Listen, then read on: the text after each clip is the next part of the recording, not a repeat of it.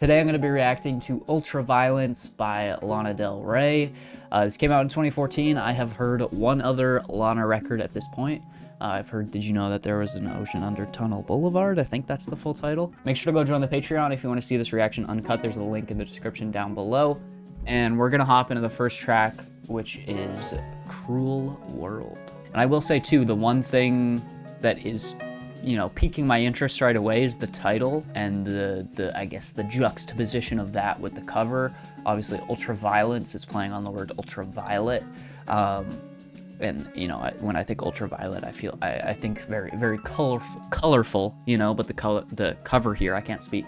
The cover being in black and white, kind of playing on that, and then obviously Ultraviolence instead of ultraviolet, you know. So I like the play on words. I like the cover. It's piquing my interest, so let's get into it. First track, Cruel World. Let's go.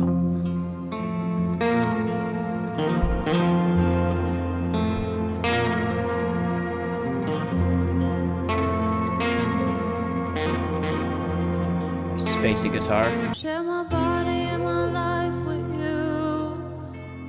That's way over now. There's not more I can do. I'm crazy.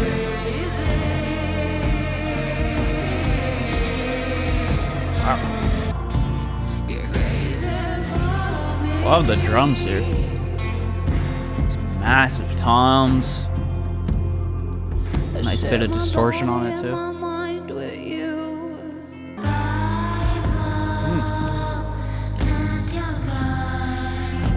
Whoa, interesting vocal timbre here. Bit more like innocent almost. Bit more airy.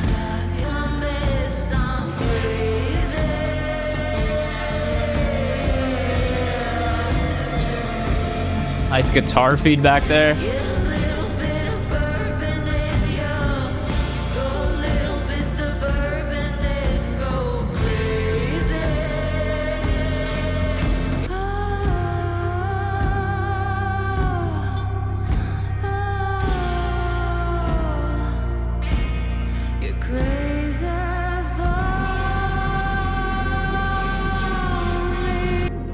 Such a great atmosphere to that track. That's pretty good. Really cacophonous feel to it. You know, very reverbed out mix. It felt like, you know, the drums kind of had this wave crashing kind of feel to them. I really like the lyrics here. I mean, it's kind of, this chorus happens a lot. It was 6 minutes, 6 and almost 40, or almost 7 minutes. But it kind of flew by. It didn't feel like 6 minutes. That was pretty good. I'm going to put a beanie on. I'm going to put a toque on because I really don't. My hair just looks fucking rough right now, so. Okay, we're going to keep going. That did have like a little bit of a, I don't know if Tumblr is the right word, but kind of like a Tumblr aesthetic to it. You know, this is the time, 2014. This is the time of like hipsters and like, let's keep going. Next track is Ultraviolence.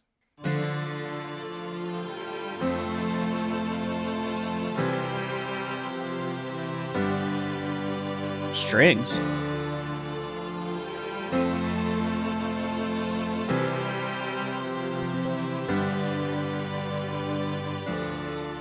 Is the comedy and lasted for deadly night shade. Reminded me when we were kids with ultraviolence.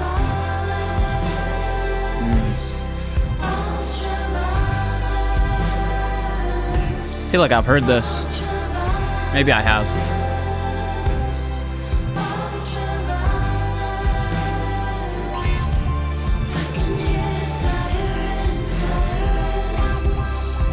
Oh, that wall guitar?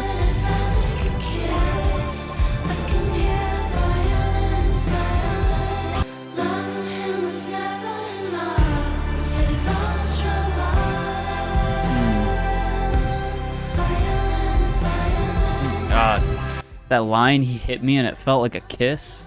That's brutal, man. Oh, the string is going to the minor chord there. I love you the last time. You're Everything is so drawn out here. It's so woozy.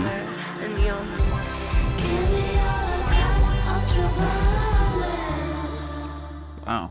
That's like a pop hit right there. That feels like, you know, taking the size of the first track, the atmospheric quality of it, the very cacophonous and like slow, woozy feel, and just pairing it with like more traditional pop songwriting. Really catchy chorus, great vocals, nice little wah guitar in there that I thought was kind of a nice unexpected touch as well. So yeah, that was good. I liked it. I think I enjoyed it just a little bit more than the first one, but we'll keep going. Next track is Shades of Cool.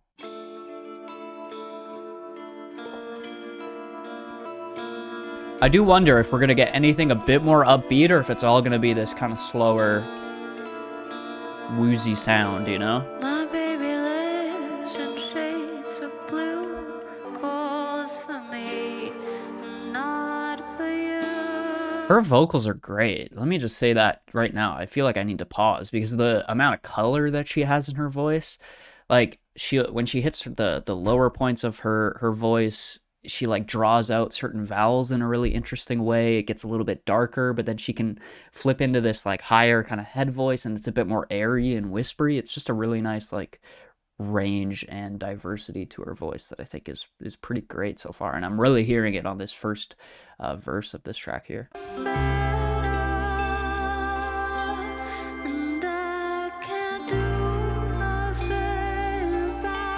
Just the one bass note.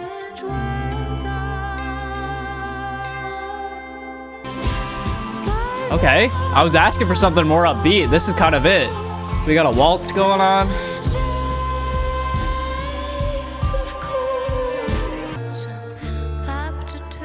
There's something very like Hollywood about this right now. I don't know why. It just feels like very like 50s Hollywood vocal jazz.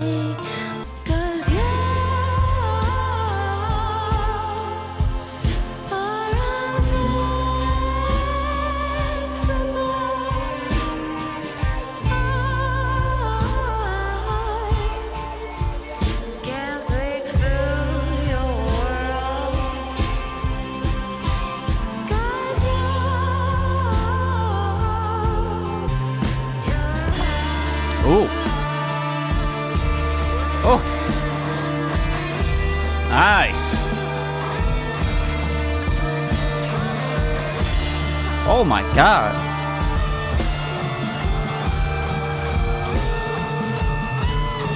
Bass going off.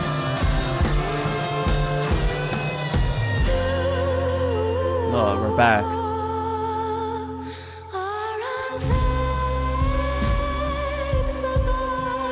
This is great.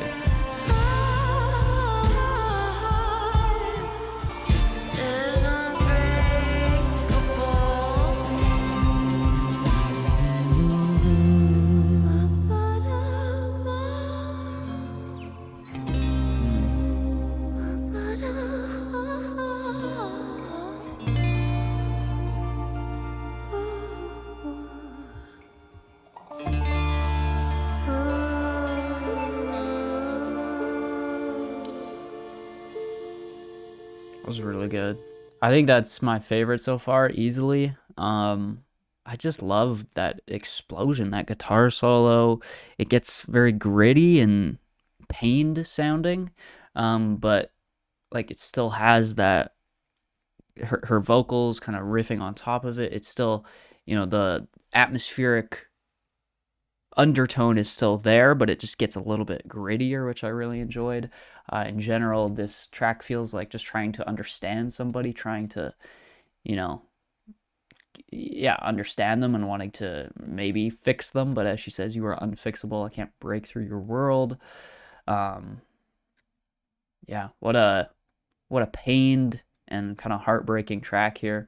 I think that was my favorite vocal performance of the album so far. Just so angelic at points, but also like a lot of attitude at points and just like personality and color to it. So I really enjoyed that. That was great. Like I said, it kind of had this like waltzy, kind of like early 50s Hollywood kind of vocal jazz feel to it with like a more dark kind of, you know, indie rock kind of aesthetic to it. So that was great. That was my favorite so far. Let's keep going. Next track is Brooklyn Baby.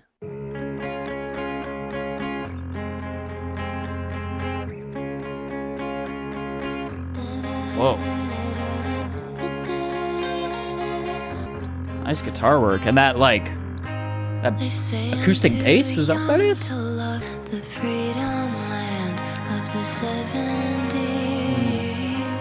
Strings come in. It's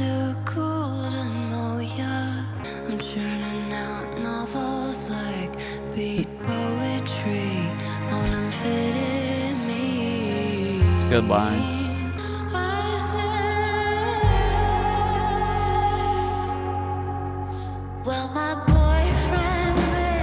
Oh yeah, this song. Okay. I've heard this chorus. While I sing Lou Reed.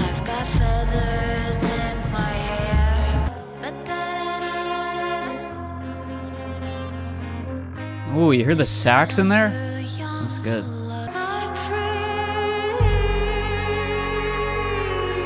Wow.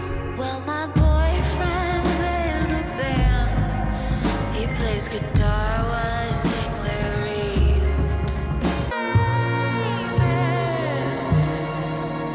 And my boyfriend's in a band. He plays guitar while I sing lyric. Love the sax here. Love this refrain.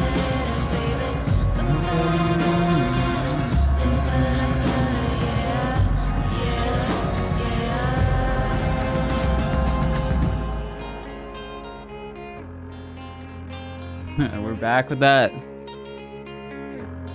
bass, man, that growling bass. Nice bright guitar. It was good.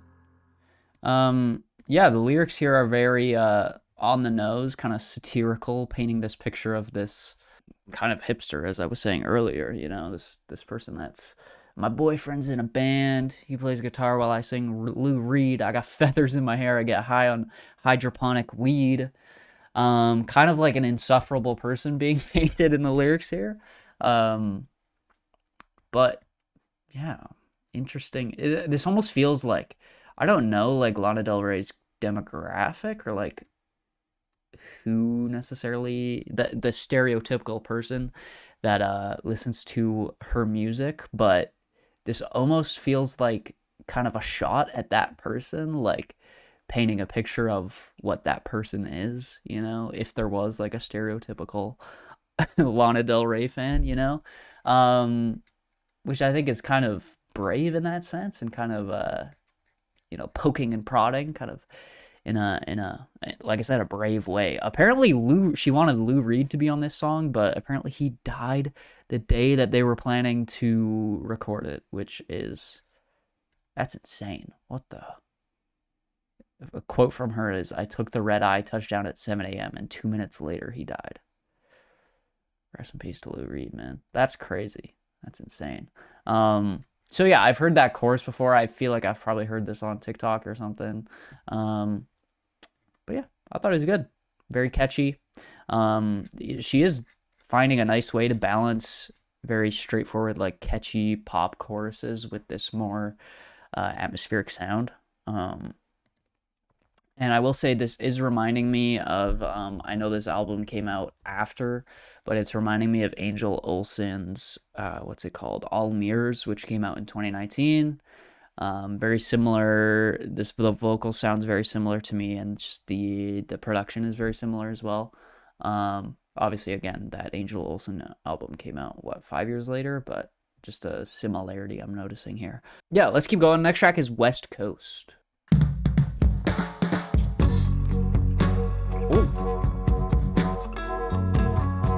Ooh. Nice bass and all those drums. I like the vocal delivery here. This more whispered feel.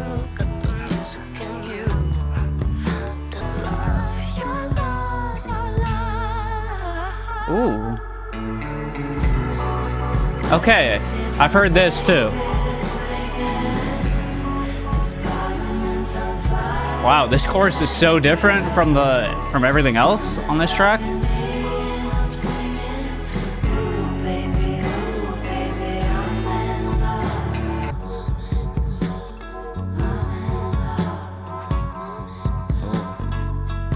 Oh, that guitar.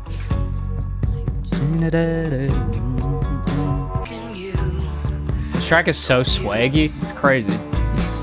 I don't know why. It just feels so smooth and just cool. Good fill. Oh, I just love the way we stumble into that chorus. Oh, that guitar lead in is so good. Nice background vocals.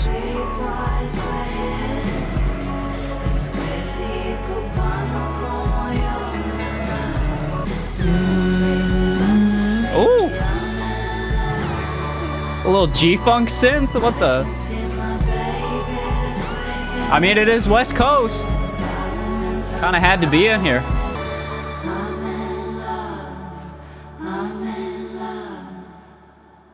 That was great. That's fantastic. Again, I love that. The contrast between the verses, the pre-chorus, and the chorus itself. The chorus just feels so... It's like its own song within the song. It's crazy. Of course, you have the G-Funk kind of West Coast-inspired synth in there. Feels like you kind of had to have that in this track. Yeah, a lot of these tracks so far feel like they're painting a picture of like a very specific kind of stereotype of a person, you know? And this kind of feels like that as well. But it also has a little bit of like emotional nuance to it as well, where like I feel like she is putting her own self into it too, but it's kind of masking itself, it's kind of disguising itself as this like, again, portrayal of some stereotypical person, you know, some caricature, I guess you could say. That was great. I love that. That synth was crazy. I love the drums on there. The guitars were great. It just had such a steez to it. Such a steezy, swaggy, kind of cool track. Yeah, that was great. Let's keep going. Next track is Sad Girl. Oh no. That title is so on the nose. I hope it's not. Okay, well, we'll see. We'll see. We'll see. Maybe she'll be super happy in this track. I don't know.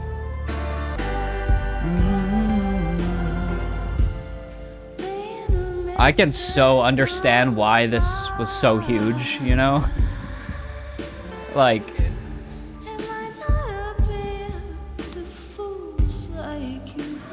Oh my god. Oh. Kind of a Jimi Hendrix inspired guitar in the back there, just noodling away. It's such an interesting vocal melody.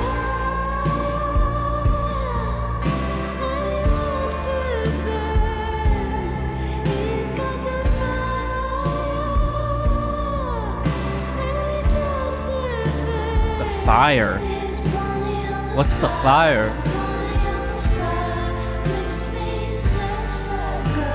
The Riz? Is the fire the Riz? I don't know. His aura, maybe, as the youngins would say.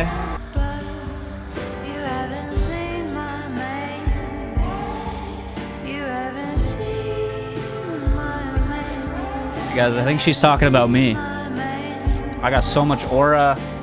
I got the fire and I walk with it.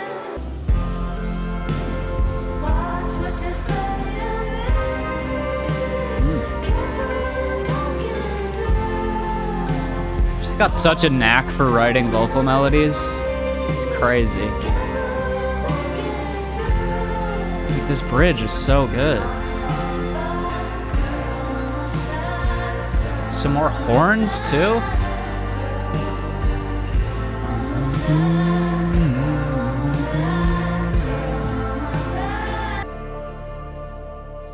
That was good. The lyrics here are, again, very on the nose. And part of me kind of doesn't like it for that. Like, the chorus literally just being, I'm a sad girl, I'm a bad girl, you know? Oh, shit. Sorry. He's talking about this guy. He's got the fire, he walks with it. You know, he's got a lot. He's got Bonnie on the side. He's got money on the side.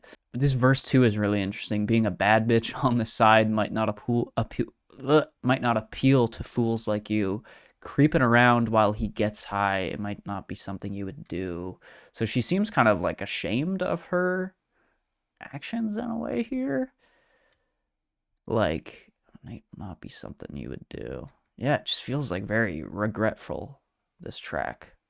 Why did I say it like that? Regretful. Being a mistress on the side, it might not appeal to fools like you creeping around on the side. It's like maybe that lifestyle is calling to her, but at the same time, it's kind of like ruining her life. And then I guess the chorus does actually kind of work better for me now with that in mind. I'm a sad girl, I'm a bad girl, you know? It's like that, it's like so self-destructive, you know? Like maybe she does those things to fill some sort of void, but then at the end of the day, she still ends up being a sad girl but also a bad girl at the same time, you know? So yeah, that was cool. Yeah, I liked it. Let's keep going. Next track is Pretty When You Cry. Okay. This album is it's capital S sad, you know? It's not a bad thing. It's just very on the nose sad. But hey, if that's how you're feeling, that's how you're feeling.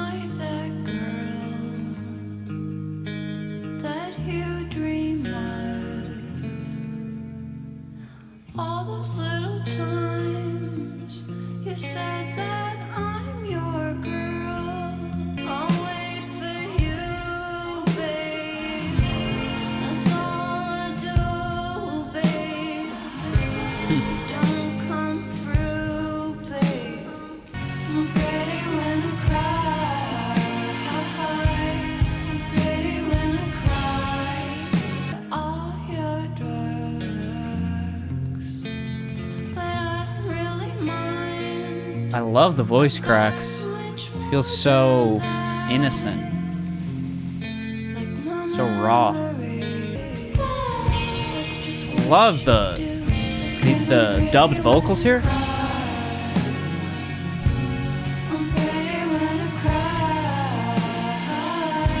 I'll tell you one thing, I am not pretty when I cry. I don't relate to this. Can't relate.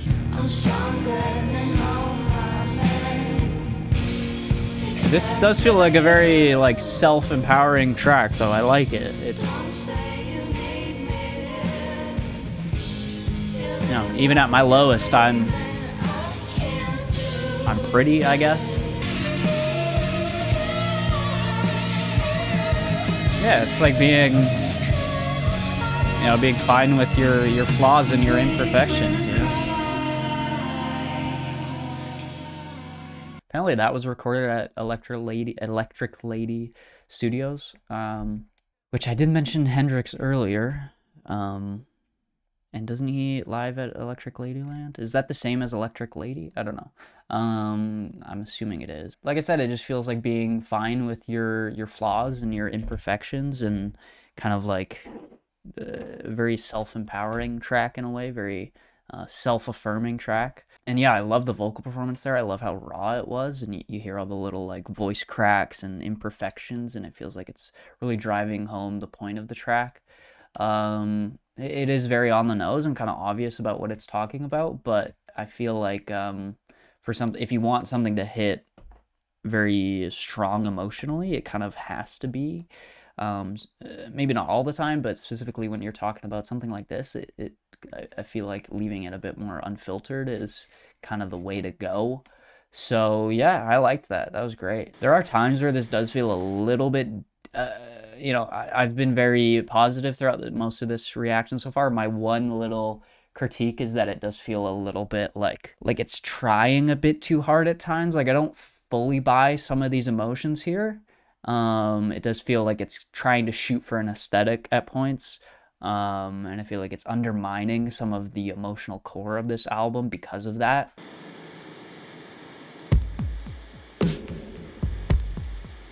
Nice delay on the drums there. I mean, it's produced fantastically, this whole album. Ooh. Nice chords there.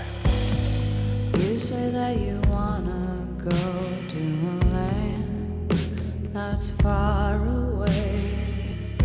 You talk lots about God. That's a good melody. Freedom comes from the call, but you worry. I want money and all your power, all your glory. I love the way the vocals are recorded here. It's very spacey, but you still hear like the mic kind of like picking up, you know, the more intricate parts of the vocal. I'm just looking at the album of the year page. Fantano gave this a 2. He gave this a 2. Dude, I love you, Fantano. I love you, bro. I love you. I'm talking to him like I know him, or like he'll see this video for some reason. That's hilarious that he gave this a 2. I mean, it's not like this album isn't like the greatest thing I've ever heard, but 2 is kind of crazy.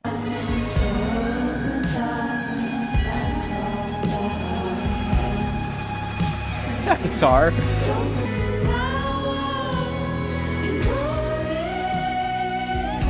Dude, those vocals. So good.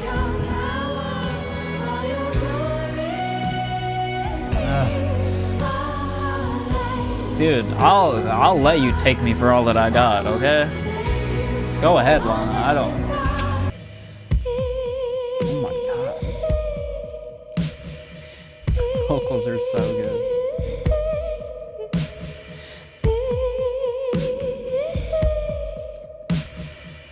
Love that drum beat too. That's good. That's good. It feels kind of like an anthem, you know? Again, a very like self-affirming, confident anthem. I want money, power, and glory. I want to take you for all that you got. I'm going to take them for all that they got. Dope and diamonds. That's like an interesting bridge. This track does feel a little bit satirical as well, which I guess most of this album has felt a little bit satirical. Maybe that's why I'm kind of struggling to buy the emotions at points, because like I'm not fully aware like what she's fully trying to say with some of these tracks, or like what is supposed to be satire and what's supposed to be genuine. I don't know. That line's a little bit blurry, but maybe also that's the art in it, you know? Maybe that's the point. That was good though. The lyrics here felt a little bit more metaphorical and imagery heavy at points. Like the sun also rises on those who fail the call. Right, next track is Fucked My Way Up to the Top. Oh my god. That title. Lay me down tonight, Riviera girls. I fucked my way up to the top. This is my show. I fucked my way up to the top. Oh, okay. Literally fucked my way. Okay, well, I don't know, going into this I thought maybe this is the point, this is the play on words. I thought she meant like I fucked up on my way to the top, like I just kept messing up or something and somehow I'm at the top. But no, she's okay, I see what she's saying. Lay me down tonight in my diamonds and pearls. Tell me songs at night about your favorite girl. This is my show. I need you, baby, like I breathe you, baby. I need you, baby, more, more. Okay. I think that's my least favorite so far, not necessarily because of the lyrics, but I think just the sound, the production, and just the ideas going on here musically felt a bit clunky and awkward. Is this like a shot at somebody too? This feels like it's almost like directed towards another artist or something. Let's see, I'm just reading Genius here. It's about a singer who first sneered about my allegedly not authentic style, which is kind of what I've talked about a little bit. But later she stole and copied it, and now she's acting like I'm the art project and she's the true super artist. My God, and people actually believe her. She's successful. I shouldn't continue ranting. It doesn't get anywhere. Ooh, okay. We got some drama going on here. Lana hasn't name dropped the artist, but speculation would suggest that the song is directed towards Lady Gaga or Lorde. I don't know why. To me, it doesn't seem like it would be Lady Gaga. Lorde more so feels like who this could be directed to. Because to me, at least, Lorde and Lana have, you know, similar styles. I feel like Lady Gaga kind of is separate from them. So maybe it's directed at Lord? I don't know. Next track is Old Money. Blue hydrangea, gold cash divine, cashmere cologne, and white sunshine. This is all Old Money. Sunset and vine. Painting that picture. Kids were young and pretty, but if you send for me, you know I'll come. And if you call Beautiful. me, you know I'll run.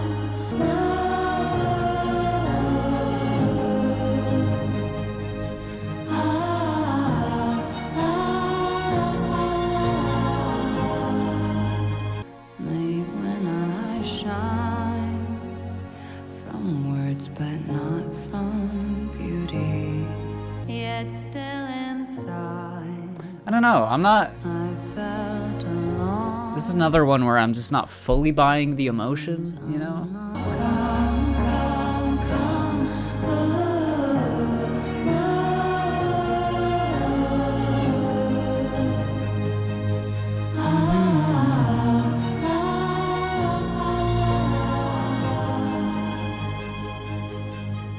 we were young and pretty. Huh. Okay. That I don't love that, to be honest.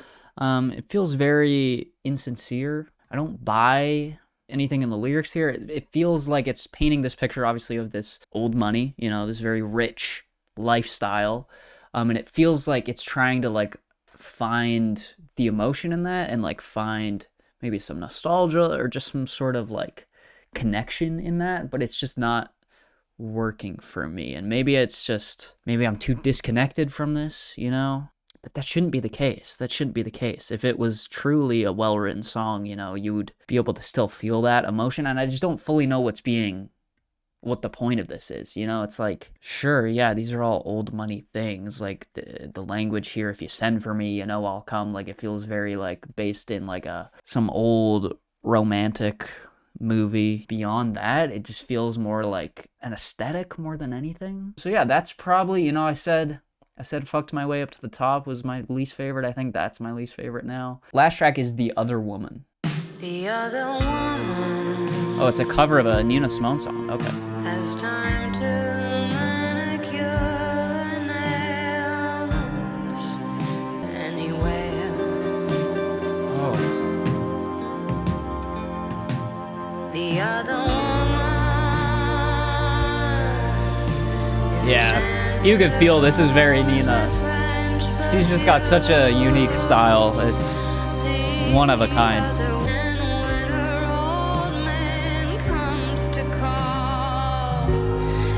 Oh, that chord.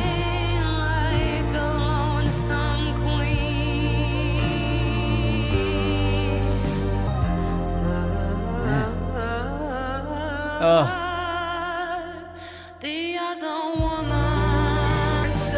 This is just making me want to go listen to some Nina, you know?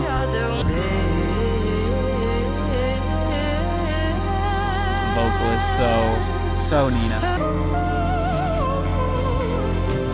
I mean, she's got the chops to sing it, that's for sure.